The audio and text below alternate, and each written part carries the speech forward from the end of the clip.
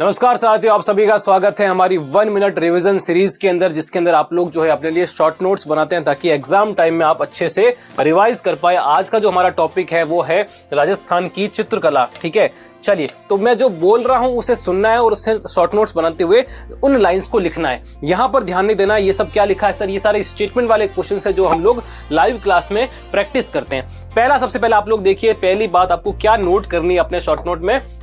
राजस्थानी चित्रकला का सर्वप्रथम वैज्ञानिक विभाजन आनंद कुमार ने किया था। इनकी 1916 में राजपूत पेंटिंग बुक आई थी, उसके अंदर किया था। ठीक है सर। और अगर आपसे पूछे राजस्थान में आधुनिक चित्रकला को प्रारंभ करने का श्रेय कुंदन लाल मिस्त्री को दिया जाता है, ये आपको याद रखना है। ठीक है, उसके बाद आपको कौन सा फैक्ट याद रखना, राजस्थानी चित्रकला के अंदर शैलियों का जो भौगोलिक और सांस्कृतिक विभाजन मुख्य रूप से 4 पार्ट में किया था, मारवाड़, ढूंढाड़ और मेवाड़ और हाड़ौती क्षेत्र के अंदर। ये पॉइंट आपको अच्छे से याद रखना है। ठीक है सर। उसके बाद आपको क्या पॉइंट जो है एड ऑन करना है, जैसे झालावाड़ है, बूंदी, कोटा वगैरह, ये जो उपशैलियां ये हाड़ौती की उपशैलियों के अंदर आती है।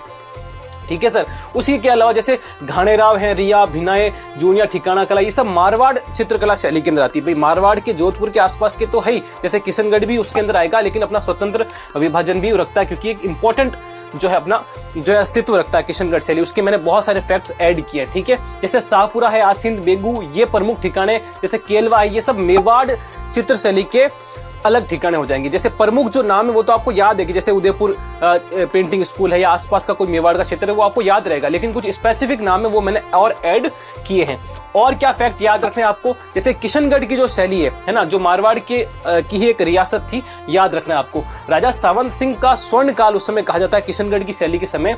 ठीक है, और इनका जो अन्य नाम था वो नागरी दास था। इन्होंने अपना अंतिम जो जीवन है वृंदावन में गुजारा था। ठीक है सर। सावंत सिंह के समय उनके जो चित्रकार थे प्रमुख, उनकी उपाधि थी मोर ध्वज निहाल चंद, जिन्होंने जो है वो बनी ठनी पेंटिंग भारत की मोनालिसा बनाई, वो यही कलाकार थे। उसके अलावा रामनाथ, तुलसीदास, सवाई राम, लाडली दास सीताराम और नानक राम किशनगढ़ शैली के प्रसिद्ध चित्रकार थे। ये भी आपको याद रखना। ये ट्रिक अगर चाहे तो आप लोग यूज कर सकते हैं। राम की लाडली सीता के लिए 1.25 किलो तुलसी माला, ये सब आप ऐड करेंगे तो ट्रिक में इंक्लूड हो जाएगा। उसके अलावा क्या याद रखना आपको, अमरचंद, भंवरलाल, अमरू, सूरजमल का संबंध किशनगढ़ चित्र शैली से था। ठीक है, जैसे बदन सिंह, सीताराम, नानक राम, रामनाथ, इन सभी को हमने अभी इंक्लूड किया ही है। तो ये कुछ आपको इंपॉर्टेंट हमारा ये फर्स्ट पार्ट था चित्र शैली का, इन्हें नोट करिए जो भी पॉइंट हमने बताया आपको। फिर सेकंड पार्ट और थर्ड पार्ट में आपको चित्रशैला जो भी पूरी राजस्थान की चित्रशैली है वो आपको अच्छी तरीके से रिवाइज हो जाएगी। बहुत बहुत शुक्रिया।